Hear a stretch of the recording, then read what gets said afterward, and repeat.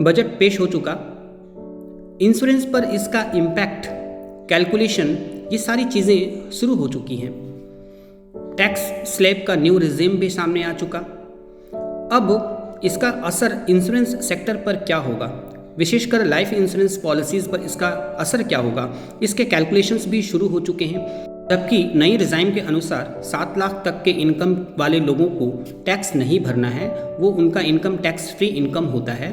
तो फिर अब हम एटीसी के तहत किस प्रकार से कस्टमर्स को पॉलिसीज़ बेच पाएंगे। और एक बदलाव, एनुअल प्रीमियम अगर 5 लाख से ऊपर होता है तो वो मैच्योरिटी अमाउंट टैक्सेबल होगा। यूलिप को छोड़कर बाकी जो भी एंडोमेंट प्लान्स हैं या मनी बैक प्लान्स हैं उस पर यह नियम लागू होगा।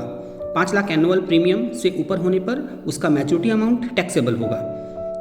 अब अगर वो एटीसी के तहत टैक्स बेनिफिट ले चुका है अपने प्रीमियम पर, तो अंत में उसका फुल मैच्योरिटी अमाउंट जो है वो टैक्सेबल होगा। और अगर एटीसी के तहत नहीं लिया है तो उस मैच्योरिटी अमाउंट में जो उसका प्रॉफिट है उसको उस पर ही उसका टैक्स लगेगा। यानी मैच्योरिटी अमाउंट से जो प्रीमियम पेड किया है उसको माइनस करने पर जो प्रॉफिट बनेगा उस पर उस स्लैब के अनुसार टैक्स लगाया जाएगा। अब यहाँ 2-3 बातें बताने योग्य है। पहली बात, इंश्योरेंस मार्केट अपने स्थान पर कायम रहेगी। दूसरी बात, जो इंश्योरेंस एडवाइज़र्स हैं वो भी काम करते रहेंगे, वो भी छोड़ने वाले नहीं हैं। तो अब इन दोनों बातों को कंफर्म करने के बाद अब आगे यह दिखना है कि किस प्रकार से हम पॉलिसीज़ को सेल करेंगे। आप इस चीज़ को ध्यान रखें कि इन पॉलिसीज़ का प्रभाव आप पर पड़ेगा या नहीं। इस चीज़ का आप कैलकुलेशन करें कि आप पर इसका प्रभाव पड़ने वाला है कि नहीं। आपके कितने कस्टमर्स ऐसे हैं जो टैक्स बेनिफिट के लिए इंश्योरेंस पॉलिसीज़ लेते हैं, इसका कैलकुलेशन करें।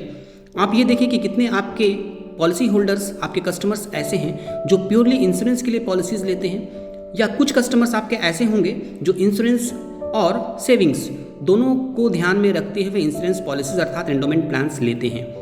उसके बाद आपको ये देखना है कि आपके कितने कस्टमर्स ऐसे हैं जो HNI हैं अर्थात हाई नेटवर्थ इंडिविजुअल्स हैं, जो बहुत पैसे वाले हैं, जो ईयरली 5 लाख से ऊपर प्रीमियम पे करते हैं। अगर आपके पास 2-4 ऐसे कस्टमर्स हैं या 10-20 ऐसे कस्टमर्स हैं तो आप पर कुछ इम्पैक्ट होगा। अगर आपके पास 1-2 ऐसे कस्टमर्स हैं तो थोड़ा इम्पैक्ट होगा। और आपके पास अगर ऐसे कस्टमर्स नहीं हैं जो 5 लाख ईयरली प्रीमियम नहीं देते हैं तो फिर आप पर कोई इम्पैक्ट नहीं होने वाला। तो इस चीज़ को आपको ध्यान देना है कि इस नए रिज़ाइम में और जो नए सिस्टम में आपको नुकसान हो रहा है या नहीं। और एक चीज़ यहाँ पे ध्यान देने की बात है कि ये नए सिस्टम से सबसे अधिक नुकसान अगर किसी का होने वाला है, किसी कंपनी का, तो वो HDFC को है, क्योंकि उसके जो कस्टमर्स हैं वो हाई नेटवर्थ HNI कस्टमर्स ज़्यादा हैं। उसको जो 5 लाख ईयरली प्रीमियम देने वाले कस्टमर सबसे अधिक HDFC के पास हैं, तो उनको इनका इफेक्ट होगा। और सबसे कम इफेक्ट होगा LIC को। Life insurance corporation of India के जो कस्टमर्स हैं वो एजेंट्स के थ्रू जो क्लाइंट्स आते हैं वो HNI बहुत कम होते हैं, और ज़्यादातर जो पॉलिसीज़ होते हैं वो छोटी छोटी पॉलिसीज़ होते हैं जिनका ईयरली प्रीमियम 5 लाख से कम होता है। तो LIC में काम करने वाले एडवाइज़र्स को इससे बहुत ज़्यादा फ़र्क पड़ने वाला नहीं है। फाइनटेक गाइड हमेशा से यह कहती रही है कि आप एक प्रोफेशनल फाइनेंशियल एडवाइज़र बने। एक परफेक्ट फाइनेंशियल एडवाइज़र जो होता है वो कस्टमर्स को इस तरह से सही जानकारी देता है कि वो इंश्योरेंस के महत्व को समझता है। कस्टमर्स जब इंश्योरेंस के महत्व को समझेंगे तो फिर वो उसमें सेविंग्स, उसमें टैक्स बेनिफिट और ये सारी चीज़ें को भूलकर वो प्योरली इंश्योरेंस की तरफ आएंगे और वो अपनी फैमिली सिक्योरिटी को सबसे ऊपर रखेंगे। तो आप अगर एक प्रोफेशनल एडवाइज़र बनेंगे तो निश्चित रूप से आपके कस्टमर्स आपके साथ जुड़ेंगे और आप उनको सही एडवाइस दे पाएंगे। इंश्योरेंस का जो मेन मकसद जो है वो कस्टमर्स को बताने की आवश्यकता है। यदि हम इसमें कामयाब हो जाते हैं तो चाहे कुछ भी हो जाए उससे कोई फ़र्क नहीं पड़ता और कस्टमर्स प्योरली इंश्योरेंस के लिए पॉलिसीज़ लेते हैं। तो अब आप ठान लें कि आप प्योरली इंश्योरेंस सेल करने वाले हैं, एक परफेक्ट पॉलिसी सेल करने वाले हैं, कॉन्सेप्ट सेल करने वाले हैं, ना कि आप सेविंग्स और टैक्स बेनिफिट सेल करने वाले हैं। तो यदि आप इंश्योरेंस सेल करने वाले परफेक्ट एडवाइज़र बन जाएंगे तो निश्चित रूप से आप फ्यूचर में बहुत अधिक ग्रो कर पाएंगे।